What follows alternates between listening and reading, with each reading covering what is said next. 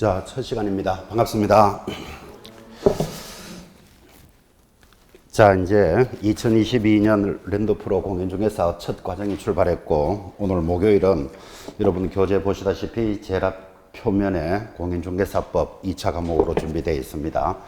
지금 오늘 목요일이니까 월요일부터 진행되면서 많은 소개가 있었겠지만 다시 한 번 더 1차 과목에 민법이 있습니다. 그리고 부동산학 개론이 있고, 그리고 2차 과목이 있습니다. 지금 표제에 보다시피 제일 먼저 나오는 게 우리 과목 공인중개사법이라고 부릅니다. 줄여서 중개사법. 그리고 부동산 공법이 있고 공시세법을 과목으로 하고 있습니다. 자, 과목이 하나, 둘, 셋, 넷, 5개다, 그죠? 그래서 1차 과목에 2개, 2차 과목에 3과목이 출제되어 있는데, 뭐 많은 전달이 있었겠지만 우리 공인중개사법은 자격증을 취득하는데 제일 중요한 과목입니다. 아, 자기가 가르치니까 그렇게 이야기하는갑다. 그렇게 오해하시면 안 됩니다. 공부를 하실수록 느낄 겁니다. 이 중개사법에서 고득점이 안 되면 절대 자격증을 취득하지 못합니다. 물론 1차 과목이 중요합니다. 왜 중요한가 하면 1차 과목은 말 그대로 자격증을 취득하기 위한 기본 소양을 묻습니다. 그래서 기본을 묻는 문제이기 때문에 중요하고, 이제 기본 소양이 되어 있는 분들은 2차 과목에 합격을 하면 자격증을 손에 쥐게 되죠. 여러분들은 자격증을 취득하는 게 목적이죠. 지금 이렇게 공부를 첫 시작하시면서 뭐 고상한 인격을 양성하겠다 이런 말 하면 안 됩니다. 그 고상한 인격을 양성하는 자리가 아니고 자격증을 취득하는 자리. 그러면 자격증을 취득하려면 지금 오늘 수업하는 이제 목요일입니다. 공인중개사법이 얼마나 중요하다는 것을 느낄 때쯤 되면 시험 날짜가 다가오게 됩니다. 그래서 오늘 첫 시간에 첫 만남이니까 이 과목은 굉장히 중요하다. 일단 이렇게 전달을 합니다. 뭐 인터넷상에서 많이 돌아다닐 겁니다. 효자 과목이다. 뭐 자격증을 취득하기 위한 효자 과목이고, 또 고득점 전략 과목이다. 그렇게 이야기합니다. 고득점을 해서 어려운 과목에 점수를 보태줘서 자격증을 취득해야 되니까 반드시 고득점 해야 된다. 이런 이야기도 많이 듣게 될 겁니다. 우리 시험은 그렇죠. 현재까지 절대평가니까 과목별로 40점 없이 평균 60점이면 합격이다. 그래서 모든 수험생들은 60점을 목표로 쫙 갑니다. 근데 60점 자체가 사실은 쉬운 점수는 아닙니다. 여러분 학창시절에, 중고등학교 시절에 만약에 60점을 받고 집에 가면 엄마가 상 줄까요? 매 줄까요? 60점 받으면 매 맞습니다. 근데 그 60점이 우리는 합격 점수입니다. 그래서 여러분들은 평균 60점은 돼야 되는데, 공부를 해보면 자기에게 맞는 과목도 있고 막 도저히 어려운 과목도 있고 또 궁합이 안 맞는 것도 있고 뭐 여러 가지가 있을 수 있겠죠. 어쨌든 중개사법에서 고득점을 해서 그 어려운 과목에 점수를 보태줘 가지고 자격증을 취득하도록 체크하셔야 됩니다. 이제 앞으로 많은 이야기를 할 겁니다. 그래서 첫 시간에 2차 과목에서 그래도 제일 먼저 나오는 이 단원 목요일만큼은 꼭 결석하지 않도록 한번 노력해 보시기 바랍니다. 제가 이 수업을 오랫동안 진행했는데 얼마나 많은 질문을 들었겠습니까? 가장 많았던 질문, 어떻게 하면 합격할 수 있습니까? 얼마나 많이 들었겠습니까? 여러분들은 그런 질문을 만약에 받았다면 뭐라고 대답하시겠습니까? 어떻게 하면 합격할 수 있습니까? 이렇게 물었을 때 대답이 열심히 하면 되죠. 그게 정답이죠. 그 특별하게 답이 없습니다. 왕도가 없다 이런 뜻이죠. 그런데 열심히 하면 됩니다. 이게 답인데 어떻게 열심히 해야 되느냐? 이제 이게 중요한 문제죠. 그죠? 뭐 어떤 분은 예습을 할까요? 복습을 할까요? 또 뭐 뒤편에 가면 문제를 많이 볼까요? 이론을 공부할까요? 질문도 굉장히 많이 합니다. 질문 많이 하는 사람 치고 공부 잘하는 사람 없습니다. 왜 그런가 하면 걱정이 많으니까 질문을 그렇게 많이 하는 거라 그죠? 문제 볼까요? 이론 볼까요? 법 조문 볼까요? 다 봐야 되지. 그거를 어느 것만 봐야 될까요? 이렇게 묻는 자체가 벌써 자기가 불안하다는 뜻이잖아요. 그죠? 자, 그러면 어떻게 해야 합격할 수 있을까요?에 대한 답이 열심히 하면 됩니다인데, 어떻게 열심히 하느냐가 제일 중요한 문제잖아. 그죠? 그래서 저는 생각하기를 합격하려면 결석 안 하셔야 됩니다. 이게 답입니다. 결석을 안 해야 예습도 되고 복습도 되고 법 조문도 보고 되고 판례도 공부하게 됩니다. 이제 오늘 첫날 첫 시간이니까 이렇게 강조를 합니다. 꼭 합격하고 싶어서 이 자리에 오셨다면 오늘부터 다른 과목은 모르겠고 뭐 다른 과목까지 이야기하기는 부담스러우니까 우리 목요일 오늘 진행하는 중개사법은 오늘부터 출발하셔서 시험 치는 날까지 나는 결석은 안 했다. 그거 하나 체크해 보시기 바랍니다. 그건 본인들이 할 수 있는 거잖아, 지금. 그죠? 그래서 결석하지 않는 게 합격의 지름길입니다. 그래서 꼭 그 하나를 체크해 놓고 출발하도록 합시다.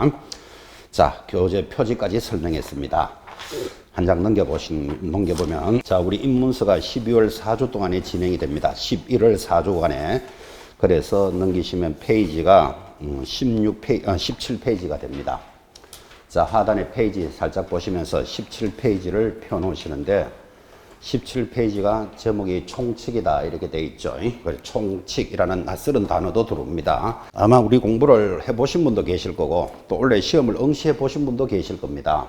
또는 뭐 응시도 안 해봤지만 그냥 옆에 사람 하는 걸 구경이나 했다 이 정도도 있는 분도 계시고 또는 완전 왕초보다 나는 공인중개사에 대해서 전혀 모른다 이제 이렇게 여러 분류가 있을 수 있는데 이 11월 입문 과정은 여기 계시는 분들이 모두 완전 왕초보다 하고 이제 출발을 하도록 하겠습니다. 자, 그러면 지금 왕초보들에게 지금 처음 만났을 때 단어가 17페이지에 보시면 총칙이라고 되어 있습니다. 그래서 이제 중개사법은 총칙부터 출발을 하게 되는데 총칙은 제1조가 목적입니다. 제1조 목적 제일 위에 보이시죠?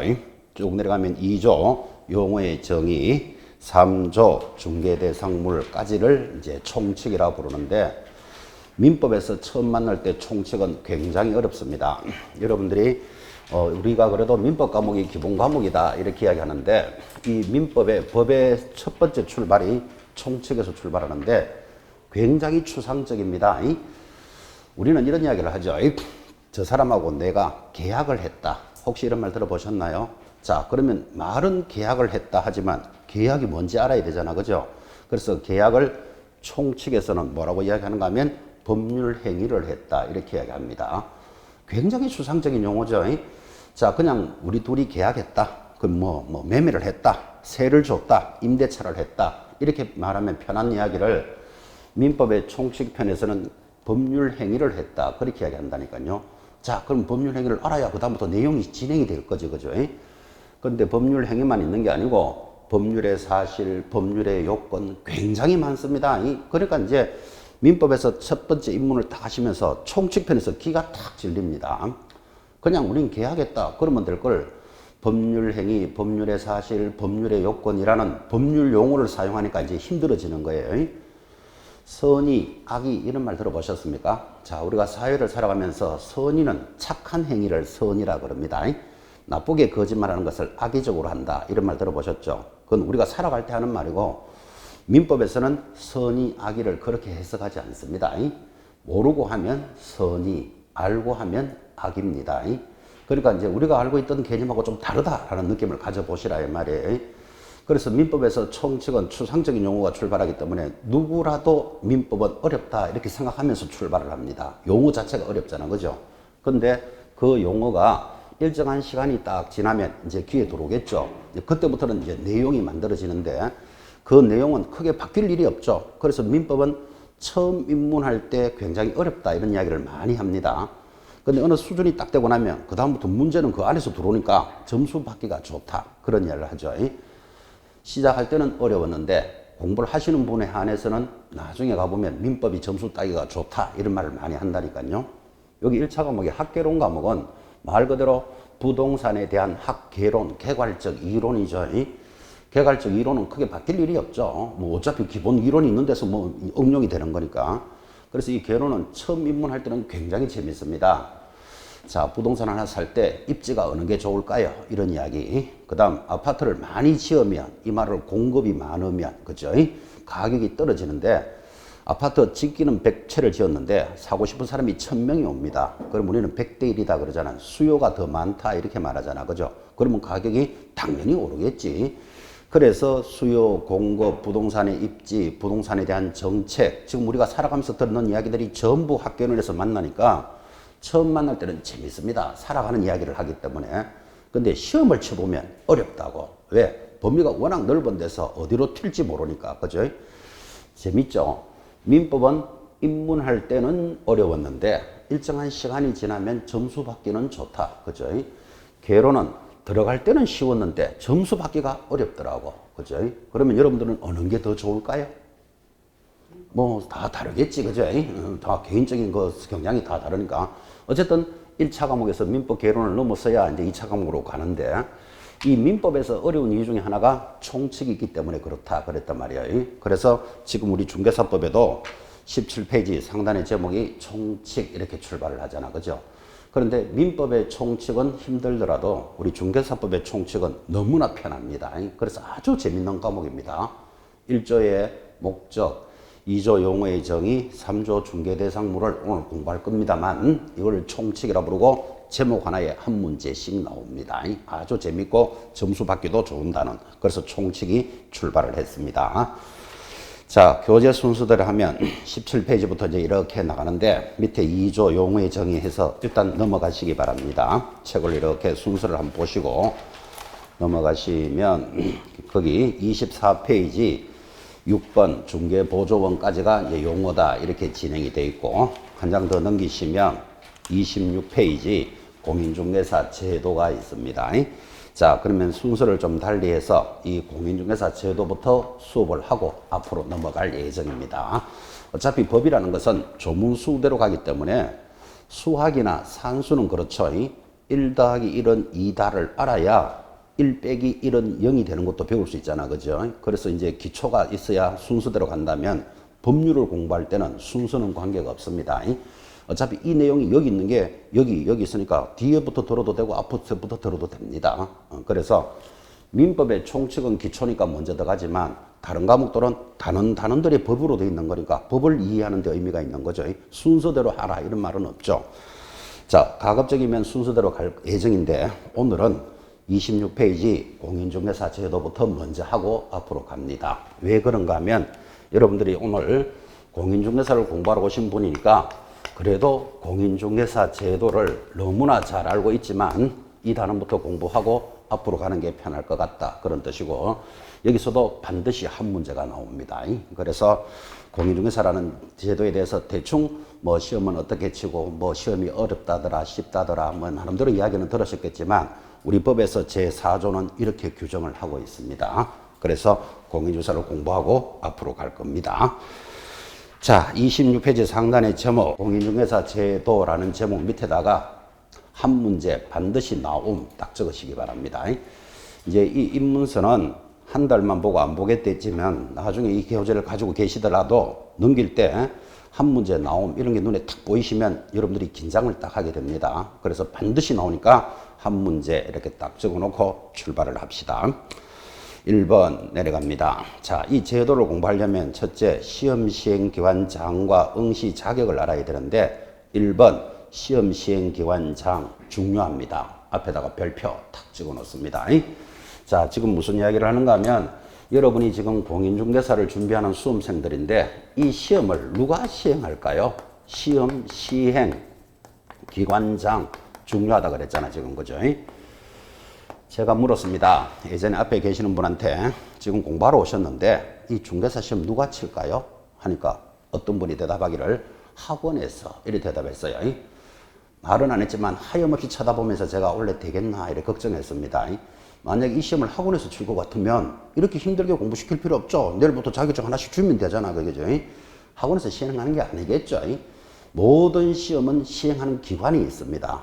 자, 더 이해를 돕기 위해서 의사 시험이 있다는 거 아시죠? 의사 자격 시험 누가 시행할까요? 누가 시행할까요? 잘 고민 안 해보셨죠? 보건복지부 장관이 시행합니다. 약사 자격증 시험 있는 거 아시죠? 약사 시험 누가 시행할까요? 역시 보건복지부 장관이 시행합니다. 여러분 병원이나 약국에 가면 의사 자격증, 약사 면허증 걸어놓은 거 보셨죠? 유심히 보시면 밑에 보건복지부 장관 돼 있습니다. 자격증을 옛날에 받았은 분들은 보건사회부라 부르고 요즘은 또 보건복지부라 부르고 약간씩 달라지지만 어쨌든 시험 치는 기관장이 있다 지금 이야기하려고 그러는 거예요. 곧 수능시험 있는 거 아시죠? 우리나라에서 국가에서 시행하는 시험 중에 인원이 제일 많은 것 수능시험입니다. 몇만 명 칠까요? 시험 신문지상 이제 뉴스 보시거든 유심히 좀 보시기 바랍니다. 지금까지는 뉴스 이런 걸 그냥 건성으로 보자. 그냥 이렇게 지나가는 뉴스 정도만 보지 세밀하게 안 듣는데 왜 안 듣는가 하면 관심이 없어서 그런 거예요, 그게. 이제 앞으로 여러분들은 공부를 해보시면 뉴스가 귀에 들어오는 게 많이 있을 거예요. 어디 뭐 강남에 개발을 한다, 뭐 파주에 뭐 어떤 뭐 운정동이 어떻게 되었다, 이런 이야기를 뉴스에 나오시면 건성으로 보잖아, 사실은. 근데 이제 이 공부를 해보면 그게 귀에 들어온다니까요. 그래서 이 공부는 할 필요가 있는 겁니다. 수능시험 51만 명 응시합니다. 뉴스 나올 때마다 그런 말 나옵니다. 원래 수능시험은 51만 명이 응시하는데 뭐 시험 뭐 장소는 어떻게 되고 국가가 어떻게 관리한다, 이런 게 신문이든 TV 뉴스든 나올 겁니다. 한때는 70만 명까지 응시했습니다. 수능시험이. 그래서 국가에서 시행하는 시험 중에서 인원이 제일 많았는데 요즘 애기들 덜 놓는다는 거 아시죠? 그죠? 그래서 이렇게 줄어서 이제 51만 명까지 내려왔습니다. 원래 51만 명이 응시한다라고 뉴스에 나옵니다. 그 다음 인원이 많은 시험이 뭘까요? 그게 공인중개사 시험입니다. 자, 이번 막 얼마 전에도 진행했지만 이번 공인중개사 시험에 응시 원서가 몇 개 들어왔대요. 40만 이런 거 대충 좀 뉴스에 들으셨죠? 그죠? 그래서 곧 수능을 넘어설 것 같다, 이제 이런 뉴스까지 나옵니다. 제 생각으로는 뭐 수능까지 넘어서지는 않을 겁니다. 원래 하여튼 어쨌든 약 40만 명이 원서를 냈고, 잘 들으셔야 됩니다. 시험을 쳤다는 게 아니고 원서를 40만 명 냈고 당일 시험에 결시하는 사람도 있겠죠. 그래서 우리 중개사 시험은 지금까지 30회를 출발하면서 통계가 30%는 결시합니다. 그러면 4, 3, 12, 한 12만 명 정도 빠졌겠지. 그다음 뭐 정확하게는 아직 모르겠지만, 그러면 40만 원, 28만 명쯤 응시했을 겁니다. 아직까지 그건 안 나오는 게 한 달 뒤에 학교자 발표가 나올 때 통계가 쫙 들어옵니다. 그거 또 우리 교재에도 그걸 수록해 줍니다. 나중에 참고로 볼 건데, 어쨌든 인원이 대단합니다. 40만 명 정도 원서를 낸다는 말은 관심이 있다는 뜻이잖아, 그게. 그죠? 그 중에는 1년 동안 꾸준히 따라오면서 공부하신 분도 40만 명에 들어갈 거고, 옆집 아저씨가 원서 내니까 덤으로 나도 한번 내본 사람도 거기 들어갔을 거고, 작년부터, 재작년부터 공부가 3년째, 4년째 넘는 사람도 들어갔을 거고, 거기에는 많은 내용들이 있겠죠. 그죠? 그래서 이제 약 40만 명이 응시하니까 국민고시다, 이런 말이 이제 뉴스에 뜹니다. 그 국민고시라는 말은 우리나라 국민은 20세 상이면 웬만하면 중개사 시험 다 봤다는 뜻입니다. 이게 지금 30년 했으니까 단순하게 숫자로 따지면 32회가 끝났는데 40만 명으로 보고 30면 4, 32, 1200만 명이 원서 냈다는 이야기잖아요. 지금까지. 그죠? 그 중에서는 예를 들어서 한 75세 이상은 크게 경제활동 안 하시겠죠. 우리가 생각해도. 또 18살 미만이 중고등학교 다니면서 뭐 중개사 시험에 크게 응시할 일은 잘 없겠죠. 그럼 이거 빼고 응시할 수 있는 사람들을 딱 놓고 보면은 전 국민이 거의 공부 다 했다는 말하고 같은 거예요. 그 중간에 뭐 군인, 경찰관, 또 시험 안 칠 사람들이 있겠죠. 선생님 뭐 이런 사람들 있잖아. 그죠? 이런 걸 빼면은 경제활동 인구의 거의 다가 시험에 응시했답니다. 그래서 이걸 국민고시다, 이렇게 표현을 합니다. 그 말을 약간 역으로 생각하면 거죠. 이게 공인중개사 시험이 국민고시라는 말은 시험을 안 친 사람은 국민도 아니다, 이 말하고도 같은 말이 됩니다. 그게. 그래서 오늘 여러분 첫 자리에 이렇게 앉으셔서 나는 자격증을 취득하러 왔다 라고 이제 공부를 시작하시지만, 내가 국민으로서 공부한다고 생각하셔야 됩니다. 굉장히 프라이드 느끼셔야 됩니다. 그러니까 이거 시험 안 친 사람은 국민도 아니다, 그 말하고 같은 말이라고 그랬잖아. 지금 국민고시라 그러니까. 그죠? 자, 이제 그런 시험이 진행되는데, 이런 공인중개사 시험을 누가 응시하느냐, 시행하느냐가 좀 중요하다고 지금 이야기를 길게 갔습니다. 참고로 수능시험은 누가 시행할까요? 여러분 수능시험도 쳐보셨죠? 누가 시행할까요? 교육부 장관이 시행합니다. 교육부 장관이 시행한다, 이 말은 국가가 시행한다, 이 말이에요. 그래서 수능시험이 딱 끝나면 교육부 장관이 한마디 합니다. 이번 시험은 뭐 난이도가 어떻게 되었는데 뭐 시험 문제는 이렇다. 그리고 수능을 시험 치고 나면 수능 자격증이 나오죠. 이제 내 점수가 몇 점이다. 그죠? 통상적으로 교육부 장관이 일일이 개인들한테 다 줄 수가 없으니까 관할 시도 교육감한테 위임이 됩니다. 그럼 예를 들어서 서울에 친 사람은 서울 교육감으로부터 성적표를 받게 된다, 뭐 이런 뜻이에요. 무슨 이야기를 하고자 하는가 하면, 그런 시험은 모두 국가가 시행하니까 국가 자격증이다, 그렇게 이야기합니다. 수능에 통과해야 대학에 들어갈 수 있죠. 그죠? 그래서 이제 대학 자격증이다, 그런 개념인데, 자, 이제 이야기를 많이 갔는데, 여러분이 준비하는 이 공인중개사 시험은 누가 시행할까요? 시험 치는 입장에서 당연히 알아야 됩니다. 그래서 이걸 별표라고 찍었는데, 읽어봅시다. 동그라미 1번. 자, 공인중개사가 되고자 하는 자는 동그라미 하셔야 됩니다. 시도지사의 동그라미. 자, 그럼 시도지사가 누구냐? 갈로 열고 특별시장, 광역시장, 도지사, 특별자치도지사가 시행하는 자격시험에 합격해야 된다. 이게 법 조문입니다. 그럼 이걸 보고 여러분이 배울 수 있는 것, 누가 시행한다고요? 시도지사가 실시한다. 그래 동그라미 딱 찍었잖아 지금, 그죠? 근데 이 시도지사가 누구냐라고 시험에 물을 수도 있습니다. 그러면 갈로 열고 특별시장을 말합니다. 특별시장이 누구죠? 서울시장을 이야기하는 겁니다. 그 다음 광역시장 누구죠? 인천광역시, 대구광역시 이런 말 들어봤습니까? 그런 시장들을 광역시장이라 합니다. 옆에 도지사 있습니다. 경기도지사 이름 들어봤습니까? 그 사람이 시행한다 이 말이에요. 그 다음 특별자치도지사는 누굴까요? 요거는 제주도지사입니다. 그 제주도지사를 특별자치도다 이렇게 부릅니다. 어쩌면 이 공부를 처음 하는 왕초보들은 이 개념도 쉽지 않습니다. 사실은. 그러면 이 갈로 안에 있는 많은 말들을 줄여서 한마디로 뭐라 부른다? 시도지사 이렇게 부르는 거예요. 자, 그러면 이제 대답합니다.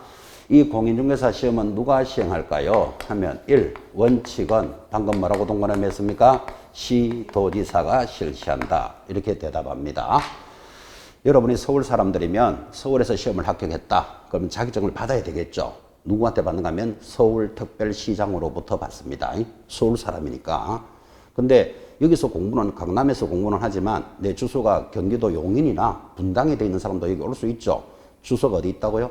경기도. 그러면 공부는 어디서 하든 시험은 어디서 합격을 하든 자기 주소지가 있는 경기도지사가 자격증을 교부합니다. 그래서 원칙적인 실시기관 시도지사 그런 말이 나오는데, 그러니까 이렇게 같이 공부하더라도 너는 서울시장으로부터 받았네, 나는 경기도지사네, 어떤 사람은 나는 강원도지사네 이럴 수도 있겠죠. 그런 사람들을 다 묶어서 한마디로 뭐라 부른다? 시도지사가 응시현장입니다. 자, 중요하다 그랬습니다. 내려가면 동그라미 2번. 국토장관은 이렇게 출발하죠. 국토장관의 동그라미 해보시기 바랍니다. 국토장관은 공인중개사 자격 시험 수준의 균형 유지 등을 위해서 필요하다고 인정하는 때는 대통령령이 정하는 바에 따라 직접 문제를 출제하거나 시험을 시행할 수도 있다. 이렇게 적어놨잖아. 그죠? 그래서 우리는 이것을 예외적 실시기관장이라고 부릅니다. 자, 그러면 시험 시행기관장은 1번 원칙은 시도지사. 지금 법 조문을 보니까 예외적으로 누구도 시행할 수 있다. 국토장관도 시행할 수 있다. 라는 것을 조문에서 배우죠. 오늘 목요일 우리 중개사법 첫 시간에 여러분들 첫 만남이기 때문에 굳이 교재를 제가 많이 읽어줍니다. 이거 왜 많이 읽어주는가 하면 법을 어떻게 공부해야 되는가를 배우라고. 그죠? 그래서 처음 시작할 때는 잘 모르시지만 그래도 지금 동그라미 하세요. 동그라미 하세요. 이렇게 하는 이유는 그 페이지를 탁 넘기면 그 동그라미는 눈에 들어와야 된다고. 그죠? 그래서 이제 이런 식으로 공부를 가르치는구나를 간접적으로 배워줍니다. 하루 이틀에서는 잘 모르는데 꾸준히 해보시면 이제 이게 어떤 효과가 있는지를 여러분 느낄 겁니다. 자, 묻습니다. 여러분이 이 공부를 하러 왔는데 중개사 시험을 누가 시행합니까? 대답을 이렇게 합니다. 원칙은 시도지사, 예외적으로 국토장관이 실시할 수 있다. 3년 전에 시험에 나왔습니다. 1번 문제였습니다. 3년 전에 공인중개사 시험 시행기관장은 원칙은 국토장관이 시행한다. 11에 나왔어요. OX, X 그거 찾아내는 게 1번의 답이었어요. 원칙은 누구라 그랬죠? 시도지사, 예외적으로 국토장관이잖아. 그죠? 문제를 어떻게 거는구나 또 한번 느껴보시기 바랍니다. 자, 그래서 명색이 내가 시험을 치는 학생이 이 시험이 누가 시행하는지는 알고 살아야 되지. 그죠? 이거를 학원에서 시행합니다. 이런 소리 하고 있으면 하염없이 쳐다봐야 된다니까. 좀 원래 되겠나 이렇게 걱정하면서. 그죠? 그래서 시험 시행위원장 아주 강조했습니다. 자, 그때 동그라미 3번 내려오면 그때 국토장관이 만약에 출제하거나 시험을 시행하려는 경우에는 줄 것입니다. 심의위원회 의결을 미리 거쳐야 한다. 아주 시험에 잘 나옵니다. 이게 별표 탁 찍어 놓으셔야 돼요. 이제 심의위원회 이런 말도 한번 들어보시고. 자, 그 다음에 이제 시험 시행기관장을 알았습니까? 그러면 내려가면 2번 응시 자격. 그럼 시험을 칠 수 있는 자격도 알아야 될 거 아니라. 그죠? 이게 법으로 다 준비되어 있다니까요. 자, 그러면 시험 시행 기관장이 나타났으면 시험 칠 수 있는 자격은 어떻게 되느냐, 이제 이 문제인데, 어쩌면 이게 별표 2개입니다. 시험에서는 거의 빠지지 않고 묻습니다. 자, 그러면 이 감각을 살리려고 여러분한테 제가 물어봅니다. 지금 앞에 계시는 분 공부하러 오셨잖아, 지금. 시험 칠 자격이 있습니까? 예, 했습니다. 왜 있습니까? 일단 시험 자격이 있다는 건 아시죠? 근데 왜 있습니까? 답이 이렇게 나왔습니다. 대한민국 국민이니까 그랬어요. 틀렸어요. 답이. 옆에 분 감각을 느껴보라고 물어봅니다. 시험 칠 자격이 있습니까? 있다. 그래. 왜 있습니까? 학력이나 나이나 상관없이 할 수 있으니까. 뭐라고 대답하셨는가 하면 학력이나 뭐 경력에 관계없이 할 수 있으니까 나는 자격이 있다. 이랬습니다. 그래. 뭐 일단 그것도 뭐 틀린 답은 아니지만 정답은 아닙니다. 한 번만 더 물어봅시다. 시험 공부하러 오셨죠? 지금 공부하러 오셨잖아. 시험 칠 자격이 있을까요? 본인은? 있다. 있다 그랬습니다. 왜 있습니까? 누구나 칠 수 있습니다. 누구나 칠 수 있으니까 그랬습니다. 한 번만 더. 정답이 나왔기 때문에. 본인은 시험 치러 오셨는데 시험 칠 자격이 있나요? 있다. 왜 있나요? 응? 나이에 상관없으니까 그랬어요. 그 말이 방금 이야기하셨잖아. 누구라도 응시할 수 있으니까. 자, 그러면 이렇게 됩니다. 시험 치는 자격이 오히려 더 중요하다 그랬는데 자격이 어떻게 됩니까? 그러니까 대한민국 국민이니까요. 이렇게 대답 들었잖아. 그죠? 그거 틀렸다 그랬어요. 왜? 외국인도 응시할 수 있기 때문에. 어떤 분은 또 이런 말을 해요. 20살이 넘었으니까요. 그것도 틀린 말이에요. 20살이 안 되어도 칠 수 있으니까. 그래서 응시 자격은 방금 대답이 나왔죠. 누구나 응시할 수 있습니다. 이게 이전의 법은 이랬습니다. 시험 치는 자격은 시험 치는 날 현재 만 19세 이상으로서 대한민국 국민이어야 한다. 그런 법이 있었어요. 그러면 19세 이상으로서 대한민국 국민이어야 한다. 이 말은 외국인은 응시 못한다는 말이잖아. 그죠? 그리고 19살이 안 되면 못 친다는 말이잖아. 그죠? 말도 안 되는 소리지만 고졸 이상으로서 이런 것도 없었어요. 고졸이 안 되더라도 칠 수 있는 거예요. 그래서 아까도 이야기했지만 학력, 경력에 무관하니까 그 말을 다 뭉뚱거리면 누구라도 응시할 수 있다. 자, 그러면 여기 계신 여러분에게 시험 칠 자격이 있습니까? 있다. 왜 있습니까? 누구라도 응시할 수 있으니까. 이게 답이죠. 베트남 여인도 응시할 수 있을까요? 없을까요? 당연하지. 누구나 그랬잖아. 그죠? 근데 베트남 여인이 시험 응시하면 될까요? 안 될까요? 될 수도 있고 안 될 수도 있겠지. 근데 사실은 안 될 가능성이 높지. 한국말도 못 알아듣는데 시험 되니까 무리겠죠. 근데 만약에 그 베트남 여인이 응시를 해서 합격을 했다면 자격증이 교부될까요? 안 될까요? 당연히 교부되지. 그죠? 합격만 하면 자격증 나가니까. 그래서 그걸 시험에서 뭐라고 묻는가 하면 외국인도 공인중개사가 될 수 있다. 이런 지문이 나오는 거예요. 답이 뭐? 그죠? 자, 누구라도 응시할 수 있다는 걸 이 정도로 이야기합시다. 여러분 이해를 돕기 위해서 5살짜리도 시험에 응시할 수 있다. 시험에 만약에 나왔다면 OX. 그렇지. 누구라도 된다 그랬잖아. 그죠? 그걸 우리말로 하면 고상하게 미성년자도 응시할 수 있다. 이렇게 가는 거예요. 그건 그렇고 5살짜리가 응시를 할 수 있다는데 시험에 응시를 하면 합격을 할까요? 말까요? 불가능하겠죠. 그걸 하겠죠. 뭐 그렇죠. 될 수도 있겠죠. 그러면 5살짜리가 잘 찍으면 합격할 수도 있겠죠. 자격증이 교부될까요? 안 될까요? 당연히 교부되지. 그래서 우리는 그걸 뭐라 하는가 하면 미성년자도 공인중개사가 될 수 있다. 시험에 나오는 거예요. 자, 그런데 여러분 생각하시기에 그럼 미성년자가 그래야 공인중개사 될 수 있는데 중개업은 못하겠죠. 5살짜리가 여러분한테 와서 3억에 살랍니까? 팔랍니까? 지금 이게 말이 되나? 이게 대화가 되나? 이게 그죠? 그래서 미성년자는 시험에 합격하더라도 뭐는 못한다? 중개업은 못하는 거예요. 스토리가 좀 보입니까? 그를 우리는 결격사유다. 이렇게 이야기해요. 자, 다시. 가끔씩 그죠? 하늘 쳐다보고 입 벌리고 30분씩 웃는 사람이 있어요. 살짝 웃는 여러분은 정상인데 30분씩 웃는다니까 입 벌리고. 그를 우리는 살짝 갖는 사람, 피한정후견인 이래요. 1시간씩 웃으니까. 하루 종일 입 벌리고 웃는 사람이 있습니다. 펑퍼짐하게 앉아가지고 하늘 쳐다보면서. 하루 종일 웃는 사람을 피성년후견인 이렇게 부릅니다. 법에서. 살짝 같거나 영 같다 이런 뜻이에요. 자, 그럼 시험에서 살짝 간 피한정후견인도 공인중개사가 될 수 있다. 시험에 나온다고요. OX. 그죠? 누구라도 응시할 수 있잖아, 봐요. 그죠? 근데 그 사람이 시험 응시하면 될지 안 될지는 우리가 알 수는 없지. 되면 자격증이 나간다, 안 나간다? 교부된다니까요. 자, 그래서 대답은 아까 누구라도 응시할 수 있다 해놓고 지금 피한정 후견인도 될 수 있다 하면 X 이러면 이제 알고 있는 거하고 답하고 따로 놓는 거예요, 지금 이게.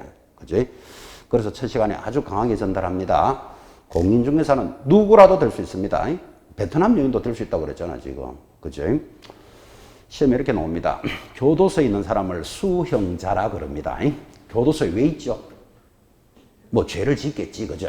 그럼 예를 들어서 뭐 징역 3년 이러면 교도소 3년 살아야 되잖아요. 그 자를 수형자라 부르는데 형을 받고 있는 자라는 뜻이죠. 수형자도 공인중개사가 될 수 있다. OX. 당연하지. 누구라도 된다 그랬잖아. 그지? 근데 교도소에 있는 사람이 시험은 돼가지고 합격을 했다 치고 교도소에 있는 동안에 중개업은 못하겠죠. 그건 이해되죠? 그래서 그 사람을 우리는 결격사유다 이렇게 부른다고요. 그래서 스토리를 시험에 합격하는 것하고 중개업을 하는 것하고를 구분하셔야 된다고. 1년 동안 공부해도 이걸 구분 안 해요. 뭐가 된다더라, 안 된다더라, 아까는 된다고 해놓고 지금은 또 안 된다더라. 막 혼자서 막 헤매고 있는 거라, 그죠? 자, 다시 정리합니다. 공인중개사는 누구라도 될 수 있다. 맞죠? 근데 중개업은 못하는 사람들이 있겠지. 예를 들어서 5살짜리가 시험 합격했다고 걔가 15억의 아파트 하나 살랍니까 말랍니까? 이게 지금 말이 되나요? 우리끼리 이야기지만. 그죠? 그래서 미성년자는 중개업을 못하는 거예요. 그러면 그 사람이 하고 싶으면 어떻게 해야 돼요?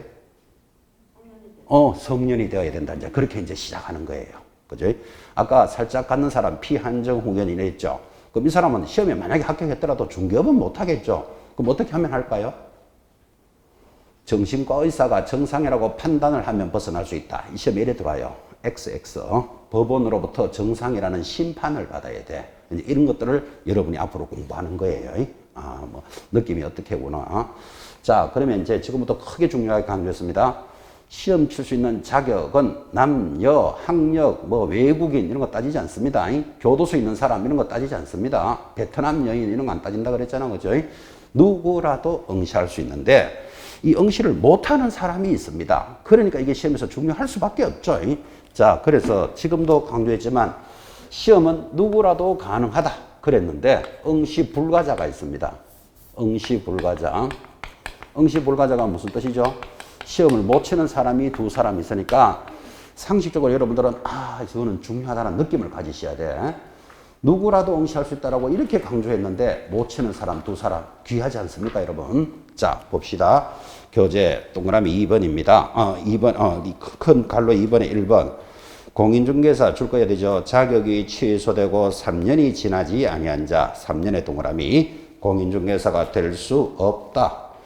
2번 시도지사 또는 국토장관은 시험에서 부정행위를 한 자, 지금부터 줄 것입니다. 부정한 행위를 한 응시자에 대해서는 줄 거 놓고 시험을 당연히 그거는 무효로 해야 되지. 무효로 하고 처분이 있은 날로부터 몇 년간 응시할 수 없다. 5년간 응시할 수 없다. 5년에도 동그라미. 오늘 한 문제 반드시 나오는 단원에서 가장 중요한 거 하고 있습니다. 지금 이 단원에 출발할 때 한 문제 나옵니다. 그랬죠? 그래서 다 중요하겠지만 제일 중요한 게 응시 불가자입니다. 첫째 누구래요? 그럼 자격증이 있다가 취소가 됐어요. 왜 취소됐을까요? 뭔가 위반을 했겠죠. 그죠? 취소된 자는 몇 년 동안 응시 불가? 3년. 시험에서 부정행위를 한 자. 부정행위자는 뭐 우리말로 하면 컨닝해서 받았다든지 뭐 이렇게 이해하면 되겠죠. 부정행위자는 시험은 당연히 무효고, 그럼 이야기할 필요도 없이 무효고, 몇 년 동안? 5년 동안 응시할 수 없다. 굉장히 중요한 단원입니다. 자, 그러면 이제 이렇게 적었으니까, 이 정도는 이제 첫 시간에 들어서 이거 집에 가서 뭐 복습하고 그럴 내용 아니죠? 한번 탁 들어도 잡아야 되는데, 지금 내가 이렇게 적다가 보니까 나 여기 하나 해당된다. 여기 계시는 분 중에. 그러면 지금부터 공부할 필요 있다 없다? 없죠. 시험도 못 치는데 공부해볼 의미가 없잖아. 그죠? 자기 혼자 손에 가슴 흔들고 잘 생각해봐요. 자격이 취소된 적이 있는지. 그죠? 3년 동안 응시 못합니다. 시험에서 부정행위로 적발되는 자는 몇 년 동안? 5년 동안 응시 못합니다. 그래서 지금 손 들어보세요 하면 손 절대 안 들 거니까 이번 시간 끝나고 나가는 사람은 여기 해당된다고 보시면 되겠죠. 그래서 유심히 옆에 분 한번 보시기 바랍니다. 근데 오늘 온 김에 오늘은 다 들어야 되고 지금 나가면 아니까 남들이 알면 쪽팔리니까 내일부터 안 나오시는 분은 아마 여기에 해당된다고 생각하시면 될 겁니다. 이 옆에 문 잘 봐놓으시기 바랍니다. 결석하지 마라. 그 이야기를 지금 하고 있는 겁니다. 오늘 첫 시간에 결석하지 말고 꼭 끝까지 가봅시다. 그랬잖아. 그죠? 그래서 응시 자격이 굉장히 중요합니다. 그래서 이 정도는 알고 여러분 시험에 임하셔야 됩니다. 내려가면 큰 2번 시험의 시행과 자격증의 교부입니다. 중요합니다. 1번 시험은 줄거 보세요. 매년 1회 이상 시행한다. 줄 딱 끊고 자 그리고 이제 조문이니까 제가 묻습니다. 만약 시험에서 시험은 매년 1회 시행한다. 이래 나오면 OX. 자 다시 지금 줄도 꺼드렸는데 시험은 매년 1회 시행한다. OX. X라니까요. 지금 줄 것이었잖아. 뭐라고? 이상이라고 들어가 있잖아. 봐요. 이런 거를 놓치니까 이제 점수하고 연결 안 되는 거예요. 근데 여러분 상식적으로 시험 1년에 한 번 치잖아요. 이러고 있으면 날 샌다 이 말이에요. 법에는 지금 뭐라고 돼 있죠? 1회 이상 시행합니다. 이상에 동그라미 하셔야 됩니다. 왜 법을 그렇게 만들었는가 하면 여러분들은 시험은 1년에 한 번 친다는 건 아시죠? 근데 그걸 왜 1회 이상이라고 강조를 하는가 하면 모든 국가고시는 1차 시험에 합격한 자를 모아서 2차를 칩니다. 그러면 2번 치는 거잖아, 이게. 그죠? 그런데 중개사 시험만 1차와 2차로 구분을 하되 동시에 시행합니다. 이게 중개사 시험의 아주 독특한 부분입니다. 그래서 여러분이 상식적으로 접근할 때는 1년에 한 번 칩니다 라고 알고 있지만 항상 국가고시는 1차에 합격한 자를 모아서 2차를 치기 때문에 1회 시행한다 하면 틀려요. 법에는 1회 이상 시행한다. 이렇게 법을 만들었다는 걸 이해하셔야 됩니다. 이런 거를 강조 안 하면 절대로 시험에 못 맞추습니다. 그냥 상식적으로 그래 한 번 시행하잖아. 오! 지금 이런 대답 없으면 날 샌다고요. 줄 것이었잖아요. 1회 이상 시행합니다. 자 그러면 다시 또 여러분 공부하는 입장에서 첫 시간이니까 공부하는 감각을 살리려고 이렇게 한번 물어봅시다. 지금은 원래 시험이 며칠이었죠? 그저께 시험이 10월 30일 진행했습니다. 토요일이었습니다. 그때 1차, 2차를 다 쳤습니다. 지금 중개사 시험은 동시에 시행한다 그랬잖아요. 동시에 시행하는데 여러분 때부터 이제 원래 공부하셔서 내년이 33회가 되는데 33회 시험에서는 법을 바꿔가지고 1차에 합격한 자를 2차 시험에 응시하겠다. 예를 들어서 그렇게 바꾼다면 1차 시험이 대략 한 6월 달쯤 쳐야 되겠지. 그죠? 6월 달에 치면 한 달 뒤에 합격자 발표 나오겠죠. 그럼 7월 달에 이제 합격자가 나왔죠. 그 사람들을 모아서 2차를 치면 다시 10월 달에 2차 치면 이제 1년에 2번 되는 거잖아. 그죠? 그래서 지금 여러분은 동시에 이렇게 시행하는 게 편합니까? 지금 1차와 2차를 구분하는 게 편하겠습니까? 이제 법조문에 따라서 어떻게 달라지는지 한번 느껴보라고 묻는 겁니다. 한번 물어봅시다. 지금은 10월 30일 한 번에 다 치는 거 아시죠? 그래 치는 게 좋을까요? 아니면 법을 바꿔가지고 1차 합격한 자를 2차에 응시하겠다. 그럼 1차는 이제 6월 달쯤 쳐야 되겠지. 그 합격자 7월 달 한 달 뒤에 발표 나고 그럼 7월 달에 그 모한 사람들을 10월 달에 치는 그게 좋을까요? 본인은 언제? 나누는 게 좋겠어요. 1차 시험부터 먼저 치고 그 합격자를 모아서 2차 치는 게 좋겠다. 자기 의사는 그렇고 본인은 어떻게 생각해요? 이렇게 1차 먼저 하고 그 사람들을 모아서 2차 치는 게 좋겠다 생각이죠. 본인은? 저는 지금처럼 동차. 지금처럼 하루에 쫙 해버리는 게 편하겠다. 그리고 생각은 다 다르니까 본인은? 하루 쫙 치는 거. 그래 하루. 왜 그럴까요? 왜 본인은 그게 좋아요? 1차를 합격하고 2차를 따라보면 나중에 해이해지니까. 그래요. 그 어느 정도 맞는 말이에요. 지금 법에는 이렇게 돼 있어요. 1차와 2차로 구분하되 동시에 시행합니다. 현재 그랬고 지금 진행하고 있잖아. 그죠? 법을 한번 해석하는 걸 들어보라는 뜻에서 만약에 구분을 하면요. 여러분들은 무조건 2년 공부하셔야 돼요. 무조건. 왜 그런가 하면 지금 1차를 예를 들어서 6월 달에 친다면 2차 공부할 형편 된다 안 된다? 안 되지. 1차가 안 되는데 2차 공부하고 있어가 되는 문제가 아니지. 6월 달 1차를 위해서 공부하시겠죠? 자, 그럼 합격하셔서 만약 합격이 되었다. 그러면 이제 2차 시험 석 달 남았어요. 10월 달까지. 그죠? 석 달만 이 공부한다는 게 안 쉬워요. 그지? 그러면 원래 1차 합격하고 내년에 2차 되고 이래서 거의 2년으로 간다고. 거의 2년으로. 근데 우리 지금 현재 시험은 동시에 시행하잖아요. 그럼 지금부터 출발을 1, 2차를 다 공부하고 있잖아. 지금. 그죠? 쫙 가니까 빠르게 가는 사람은 원래 한 해에 끝낼 수도 있잖아요. 그죠? 그래서 장단점은 있습니다. 뭐 어느 게 좋다 나쁘다 그 이야기 하려고 그러는 게 아니고, 그래서 이게 법이 달라짐으로써 내한테 어떤 영향을 주는구나 이런 걸 한번 느낄 수 있다고. 앞에 두 분은 1차부터 먼저 치고 합격한 사람을 모아서 2차를 치면 좋겠다. 자기 남도 생각이 있겠지. 어떤 분은 지금같이 하루에 끝을 내는 게 낫겠다. 그럼 남대로 생각이 있겠지. 근데 지금 현재 법은 어떻게 돼 있다? 동시에 시행합니다. 그래서 법은 1회 이상 시행한다라는 말을 이해해 보라고 지금 이렇게 크게 전달한 겁니다. 그래서 이 법이라는 게 한 줄 한 줄이 바꿈으로써 나에게 영향이 굉장히 큽니다. 지금 이런 거 모르고 살으셨죠? 왜? 몰라도 뭐 사는데 지장이 없으니까. 근데 이제 공부를 해보면 어떻게 공부를 해야 된다는 걸 느끼셔야 된다고. 그죠? 자, 내려갑니다.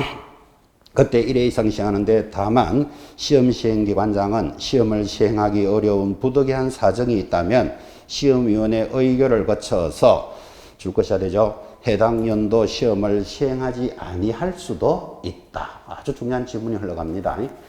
지금 여러분들은 공부를 이렇게 하시는데 뭐 내년 10월에 시험 있을 거야. 그거 대비해서 지금 공부하시죠. 근데 지금 법조문을 보니까 어떻게 돼 있죠? 시험위원회에서 의결을 거치면 내년에 시험 없음 이렇게 할 수도 있다. 이 뜻이에요. 여러분한테 영향이 크겠다 안 크겠다? 영향이 크지. 지금은 이제 내년 10월 달에 시험 치는 걸 합격하기 위해서 지금 이제 오늘 첫 시간에 와서 이제 이렇게 출발을 했는데 한 3, 4월 달에 법이 바뀌면서 원래 시험 없음 이래 돼버리면 여러분은 꽝 이래 되잖아 지금 이게 그죠? 그럼 이 사회생활 하는 여러분들이 많은 걸 희생하면서 시간, 경비, 노력을 희생해서 시험 준비하러 왔다가 갑자기 시험 없음 이래 돼버리면 얼마나 황당하겠어요? 한 밑장 바꾸면. 근데 그럴 일이 있겠다 없겠다? 있지. 없어요 하면 또 돌리잖아. 시험위원회 의결을 거쳐서 해당 시험을 시행하지 않을 수 있다라고 되어 있잖아 지금. 그죠? 그러면 시험위원회 의결이 언제 되는지를 관심을 가져야 되겠죠.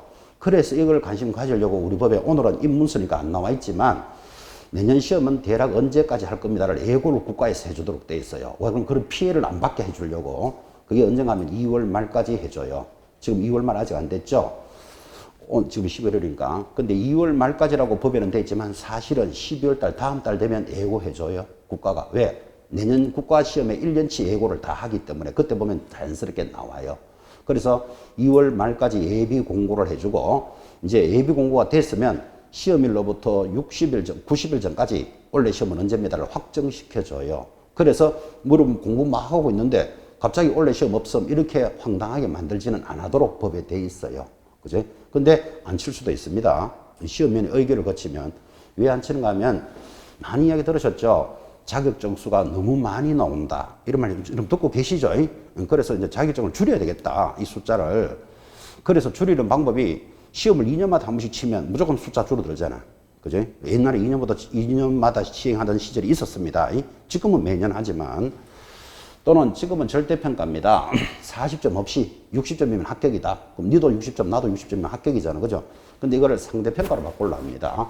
상대평가는 합격자 수가 너무 많이 나오니까 원래는 10,000명만 뽑겠다. 인원을 딱 정하면 시험 친 수험생이 1등부터 만등까지만 합격입니다. 우리는 이걸 뭐라 부른다? 상대적 평가라 그럽니다. 상대평가. 자, 그러면 상대평가가 되면 골 때리겠죠? 지금은 어쨌든 60점만 되면 합격이잖아. 그죠? 근데 나중에 상대평가가 되면 80점을 받더라도 합격된다는 보장이 있다 없다? 없잖아. 등수 안에 들어가야 되니까. 그죠? 공부가 굉장히 넓어지고 어려워집니다. 그래서 이제 다시 이야기하지만 오늘 첫 시간이니까 꼭 여러분들은 현재 제도 절대평가를 할 때 합격하셔야 됩니다. 상대평가로 가면 골 때립니다. 한마디로. 이 느낌이 좀 와야 될 겁니다. 예를 들어서 5,000명을 뽑겠다. 그럼 1등부터 5,000등까지 자르겠다. 이 말이잖아, 지금. 그죠? 그러면 내가 90점이 나와도 된다는 보장이 없다니까. 등수 안에 들어가야 되니까. 그러면 상대적으로 공부를 얼마나 많이 해야 되겠어요? 저 사람이 못 맞추는 걸 내가 맞춰야 되니까. 그래서 상대적으로 올라가니까. 절대평가는 그럴 필요 없죠. 니도 6점 받아라. 나도 6점 받으면 합격이잖아. 이렇게 가잖아. 그죠? 그래서 지금 절대평가하고 있을 때 꼭 합격하셔야 됩니다. 우리 중개사 시험은 4번 정도를 상대평가했습니다. 초반기에. 지금은 이제 32회 시험이 끝났는데, 뭐 2회, 3회, 4회, 5회 이 초반기 시험에서는 상대평가도 했고, 시험을 2년마다 실시도 했고, 제도는 자꾸 바뀝니다. 이렇게. 자, 그건 그렇고, 여러분이 준비하고 있는데, 내년에는 절대평가 할까요? 상대평가 할까요? 모르지. 그 시험위원회에서 결정을 해야 알지. 그 결정하지 않은 순간 모르는데, 우리가 알기로는 절대평가 할 거예요. 왜 그런가 하면, 여러분 공부를 시작했는데 내년부터 절대평가한다. 내년부터 상대평가한다. 이래 버리면 여러분은 갑자기 피해를 보잖아, 지금. 그죠? 아니, 갑자기 왜 상대평가하는데 이렇게 피해자가 안 나오게 하려면 한 해 전에 예고를 해줘야 돼. 무슨 말인지 아시겠죠? 내후년부터는 상대평가합니다. 이렇게 예고를 해주면 이제는 억울한 사람은 안 생기겠죠. 그래서 예고를 해줘야 되는데 원래 시험 치를 때 시험 요강에서 이제 내년 여러분들인데 내년에 상대평가합니다. 이런 내용이 나왔다 안 나왔다? 안 나왔어. 예고 안 했으니까 보나마나 절대평가예요, 원래. 그래서 원래 열심히 하셔야 된다 이 말이에요.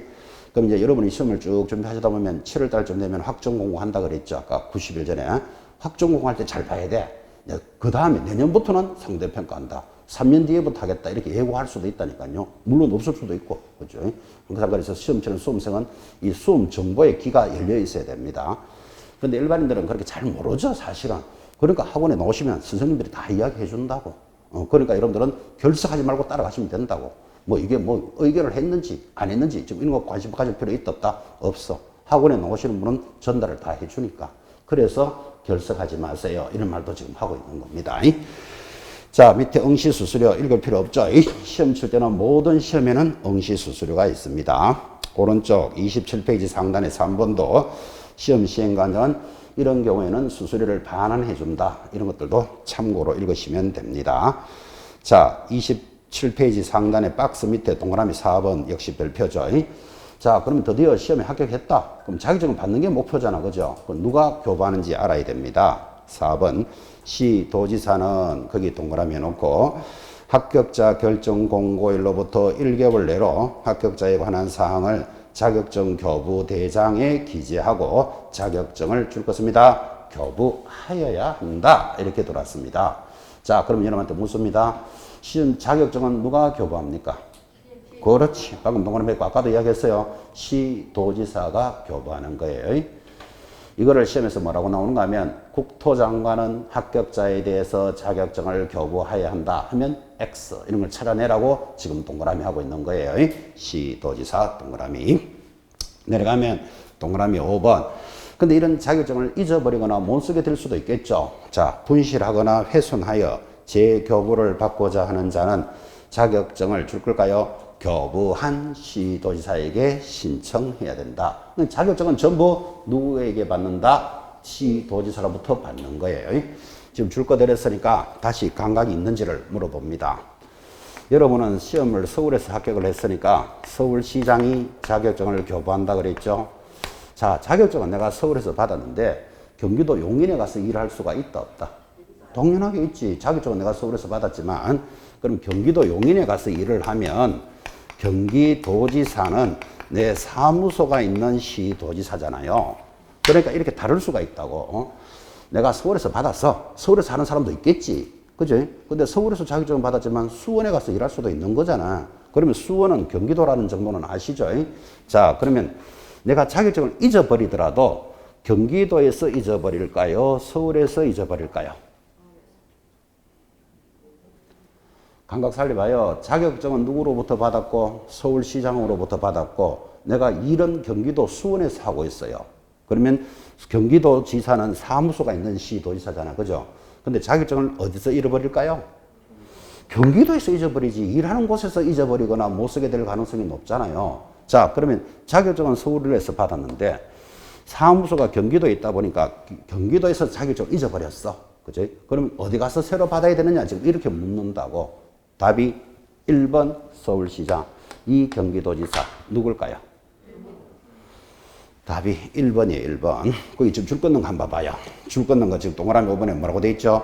교부한 시도지사에게 재교부를 요청하는 거예요. 느낌 왔습니까? 시험 어떻게 묻는지 아시겠죠? 여러분이 자격증은 서울에서 받아서 제주도에서 일할 수 있다 없다? 당연하게 제주도 가서 일할 수도 있지. 근데 제주도에서 자격증을 잊어버리거나 못 쓰게 되었어. 그러면 재교부 받아야 된다 그랬잖아요. 어디 가서? 서울시장한테 받아야 돼. 그래서 문제가 교부한 시도지라고 되어 있잖아. 그죠? 이거를 시험에 뭐라고 낼까요? 사무소를 관할하는 시도지사에게 재교부해야 한다. 그러면 틀린다고. 되겠습니까? 자격증은 자기 친정이 서울이면 모든 것은 서울시장이 관리합니다. 일은 어디 가서 해도 관계는 없어. 그죠? 아주 중요한 감각들이 연결됐고. 자, 3번. 자격증의 대여 등입니다. 말하나 마나, 물어보나 마나. 여러분, 이렇게 자격증을 받은 사람이 다른 사람한테 빌려주는 사람이 있을까요? 없을까요? 있다고 봐야 되죠. 뭐 한 달에 50만 원 받고 빌려준다. 뭐 이런 것들을 양도대여라 그래요.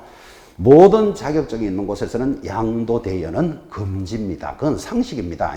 그러면 시험에서 자격증은 양도대여 할 수 있습니까? 이런 수준의 문제는 안 나옵니다. 왜 그러면 여러분이 당연히 안 된다는 걸 알기 때문에 뭐를 묻는가 하면 자격증을 양도대여 하다가 적발이 되면 어떻게 되는데 그거를 묻는다고요. 그래서 줄 것이야 되죠. 밑에 자격 취소와 엔드죠. 자격 취소와 뭐 1년 징역 1,000만 원 벌금에 해당합니다. 아, 형벌이 셉니다. 지금 여러분들은 앞으로 법을 공부해 보시면 입만 떼면 1년에 1,000만 원, 3년 징역 3,000만 원 막 이런 걸 자주 들으니까 아이고 3년 징역 한번 가볼까 이런 생각 들지도 모르겠는데 한 달 징역 보내드릴게 징역 한번 가볼랍니까? 한 달. 그죠? 정상적인 사람은 한 달 징역 갔다 오면 가정 파탄 됩니다. 가정 파탄. 여러분 엄마들이 그죠? 뭐 때문에 잘못해가지고 징역을 막 6개월 살고 왔다 칩시다. 가정은 어떻게 되겠어요? 엉망진창이 되겠다는 거 이해 가십니까? 징역 6개월만 해도 센데 자격증을 빌려주고 빌려받으면 얼마? 1년 징역 1,000만 원 벌금. 이 벌이 세다고. 감각을 살리셔야 된다고요. 근데 이거를 하도 자주 들으니까 뭐 3년 징역 3,000만 원 벌금 한번 받아볼까? 이렇게 생각하는 사람 많다니까요. 의외로. 그죠? 한 달만 집 비워도 가정 파탄 됩니다. 가정 파탄. 그렇게 이 벌이 세다는 느낌을 가지시라고. 자격증을 어렵게 받았는데 이걸 양도되어 빌려주거나 얼마씩 받고 양도하는 사람 적발되면 1년 징역 1,000만 원 벌금이에요. 빌려주는 사람뿐만 아니라 빌려서 하는 자가 있겠죠. 보나마나. 똑같이 바로 밑에 있잖아요. 1년 징역 1,000만 원 벌금인데 이게 보기보다 시험에 잘 나옵니다. 그 양도대여를 하지 말라는 뜻이겠지. 그죠? 그래서 자격증 양도대여 자체는 크게 중요한 문제는 아닌데 당연히 안 된다는 건 아는데 제재가 어떻게 됩니까? 요거 하나 꼭 오늘 하나 쥐고 가시기 바랍니다. 자, 그래서 오늘 1교시에는 중개사 공부를 하는 여러분에게 첫 시간이니까 그래도 과목 소개, 그 다음에 우리 과목은 어떻다, 그 다음에 여러분들은 공인서 제도를 시험 쳐야 될 분들이니까 이걸 첫째 주제로 해서 1교시를 정리했습니다. 이번 입문과정이 4주 동안 진행되는데 크게 필기 이런 거 많이 하실 필요 없습니다. 어차피 교재는 또 기본서가 나와야 되니까, 그죠? 그래서 자꾸 이렇게 잘 듣는데 한번 의미를 가져보시기 바랍니다. 그런 이야기를 가끔은 할 겁니다. 이렇게 수업을 해보면 자꾸 필기 잘하는 사람이 있습니다. 그 필기 잘하는 사람을 나는 별명을 3대 빵이라고 합니다. 별명이 뭐라고요? 3대 빵. 왜 3대 빵인가 하면 필기하느라고 못 들어. 1대 빵 돼버렸죠. 그 다음 적어놔놓고 어디 적어놨는지도 몰라요. 나중에 되면 2대 빵 돼 있죠. 그 다음 3번 뭘 적었는지도 몰라. 적어놓고 그죠? 그래서 필기를 너무 잘하면 별명이 3대 빵이에요. 그 필기를 잘하지 말고 뭐를 잘해라? 잘 들어보시라고. 특히 입문과정은 그죠? 이제 우리가 기본 수업을 들어가면 필기할 것도 하고 암기할 것도 좀 해야 되겠지만 이번 4주 동안 진행하는 이 단계가 제일 중요한 겁니다. 여러분들 공부를 일정한 수준에서 해본 사람도 있고 시험에 응시를 해봤거나 원서를 내봤거나 나름대로 공부했던 사람들도 이 입문과정을 소홀해야 합니다. 이 입문과정이 펜티멘탈이라고 가장 기초이기 때문에 이 기초를 딱 잡고 올라가셨을 때 여러분 공부하는 방향이 달라집니다. 그래서 지금 오늘 첫째 날 첫 시간에 만난 여러분들이 합격권이 제일 가깝고 제일 귀한 분들입니다. 이 사람들이. 그죠? 보통 사람들 그래요. 뭐 한 1월 달부터 하지 뭐 이렇게 또는 뭐 꽃피는 3월부터 원래 뭐 하나 해보지 뭐 거의 어렵습니다. 지금 오늘 첫째 날 첫째 시간 오신 여러분이 합격권에 가장 가까운 사람들이니까 입문 과정에서는 자꾸 적지 말고 이렇게 잘 한번 들어본다. 그죠? 그렇게 한번 느낌을 한번 가져보시기 바랍니다. 근데 수험생들은 안 적으면 불안해. 뭐를 좀 적어야 뭐 좀 공부했는 것 같고 느낌이 그런 거예요. 그죠? 근데 이번 4주만큼은 훈련이라고 생각하시고 잘 듣는 데 의미를 가져보시기 바랍니다. 자, 1교시 주제를 공인중개사로 했다면 이제 앞으로 넘어가서 교재 17페이지 펴놓으시고 10분 쉬었다가 2교시 진행합시다.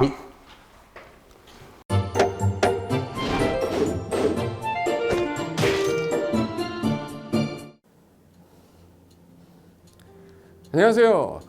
부동산 공법을 강의하는 고상철입니다. 자, 제가 이번 시간에 말씀드릴 건 뭐냐면 공인중개사를 여러분이 공부하시다 보면은 여러 가지 자료들, 뭐 OX 문제라든지 어떤 요약된 집약된 자료, 뭐 PPT 자료 이런 것들이 많은데 그 일일이 출력하다 보면 여러분들이 보관하고 하는데 불편함이 있어서 그런 것들을 좀 약간 또 해소도 하기 위해서 또 다른 사람들하고 커뮤니티도 뭐 할 수 있기 때문에 저희는 네이버 밴드라는 어플을 좀 활용할 건데요.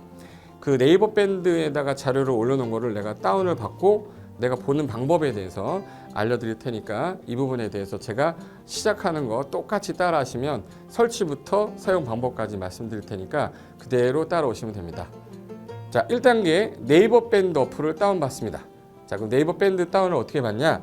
자, 플레이스토어 우리 안드로이드 버전으로 갈게요. 그래서 플레이스토어를 누르시면 화면이 바뀌면서 지금은 이제 컴퓨터 화면을 제가 이제 좀 크게 보이게끔 해놓은 거라서 여러분 핸드폰에는 아마 맨 위에 여기 검색창이라는 게 있을 건데 여기다가 제목을 넣는 거예요. 제목을 뭐라고 쓰냐면 네이버 밴드 아니면 밴드 이렇게 쳐도 돼요. 밴드 치면 제일 상단에 나오죠. 그래서 이제 네이버 요 밴드가 요 초록 색깔 바탕의 B자예요. 밴드. 그래서 이제 여러분은 설치 누르시면 됩니다. 자, 2단계 그럼 네이버 밴드를 일단 들어가셔야 돼요. 들어가서 검색하기 전에 밴드 어플을 누르면 위측 상단에 이 돋보기 모양이 있을 거예요. 이 돋보기 모양을 누르기 전에 우리가 이제 검색을 해야 되잖아요. 누르시면 검색 컨트롤 가요. 여기다가 우리 공수모라고 치면 돼요. 공수모 치고 엔터 치면 이제 그동안 이제 우리 공수모 관련된 게 나올 건데 제일 상단에 있을 겁니다. 그래서 여기 네이버 33개가 밴드가 나왔는데 그 중에 여기가 1등이죠.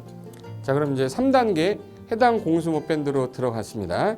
그럼 들어가시게 되면 가장 첫 화면에 공인중개사 수험생 모임이거든요. 원래 그 수험생들만 위한 모임이기 때문에 시험 정보하고요.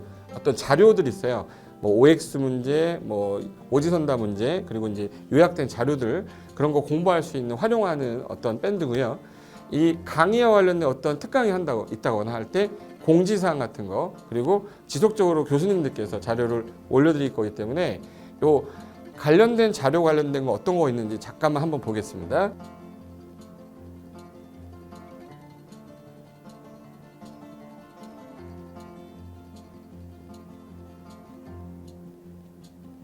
자, 그러면 4단계로 갈게요. 또 다른 꿀팁 하나 말씀드리겠습니다.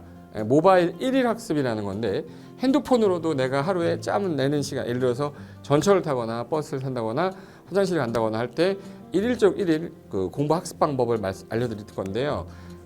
메인 화면에서 위로 좀 올라가면은 모바일 1일 학습이라고 나올 거예요. 여기 있습니다. 모바일 1일 학습이라고 해서 시험 과목에 따른 문제가 나올 거예요. 그러면 여기를 올리시면은 여러분이 이제 그 시간 안에 이 문제에 대한 것을 읽어본 다음에 여기서 정답과 해설은 바로 보여지면 이거는 암기가 돼버리기 때문에 정답 해설은 맨 밑에 안 보이게 숨겨놨어요. 그래서 현재 밑으로 쭉 내리면 인지에 가서 쭉 내리면 요때 답이 나와요. 댓글이라는 게 있어요. 내가 쓴 거는 내가 확인할 수 있잖아요. 그래서 요 댓글 표시 보시면은 이런 거는 표정 좋아요 한번 눌러주는 거예요. 그럼 여기서 내가 좋아요 그러면서 뭐 선생님 사랑해요 해도 되고 좋아요 이런 거 눌러주신 다음에 그 다음에 밑으로 가면 이제 댓글을 쓸 수 있어요. 그래서 정말 궁금한 부분에 대해서 댓글 남겨주시면 확인이 되는 경우에 바로 답글을 올릴 수 있게끔 실시간으로 할 수 있을 것 같습니다. 자, 지금까지 과정과 같이 공수모 밴드예요. 공인중개사 수험생 모임 밴드를 줄여서 우리 공수모 밴드라고 하는데 이렇게 가입하시면 여러 가지 자료들 업데이트되는 거, 개정되는 부분 신속하게 받아들일 수 있기 때문에 아마 여러분 학습하는데 도움이 많이 될 겁니다. 그래서 꼭 가입하셔서 좋은 자료도 받고 매일매일 학습하시면서 도움 되셨으면 좋겠고요. 자, 여러분의 합격을 진심으로 기원하겠습니다.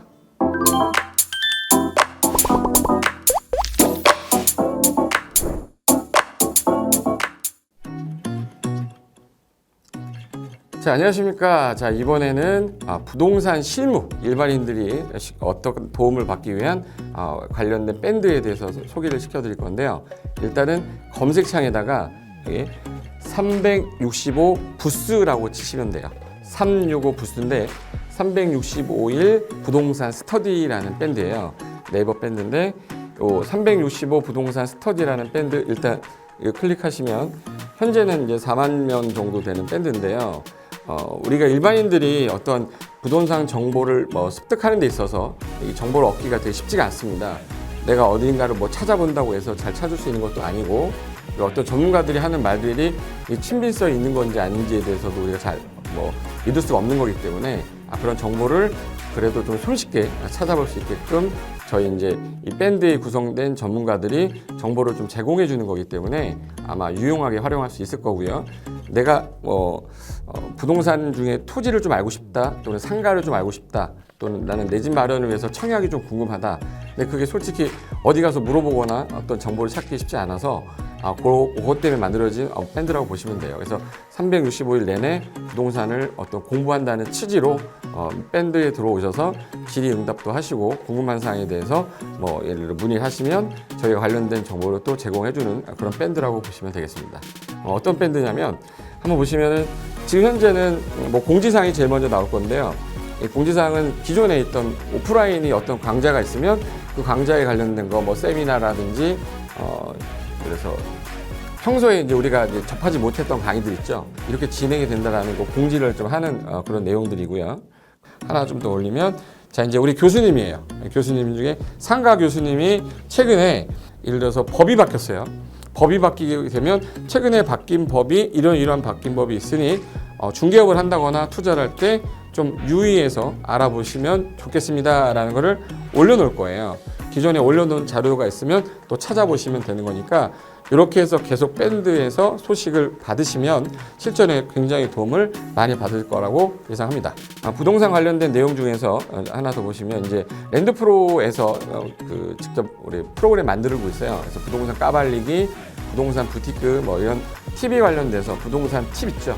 예를 들어서 청약을 받아야 되냐 말아야 되냐, 지금 강남권 아파트를 투자해야 되냐 말아야 되냐, 이런 정보를 쉽게 여러분들이 접하지 못하기 때문에 그런 관련된 것들을 시대에 맞게 흐름에 맞게 부동산 시장이 이제 요동치면 내가 지금 집을 팔아야 되냐 사야 되냐 그런 것들에 대해서 신속하게 정보를 들을 수 있는 밴드니까 시간이 나실 때마다 자주 들어오시고 저도 자주 들어가서 좋은 정보 남겨드릴 테니까 자주 들어오시기 바랍니다. 저는 부동산 공법하고 부동산 토지 투자를 강의하는 고상철이었습니다. 자주 밴드에서 뵙도록 하겠습니다. 자, 수고하셨습니다.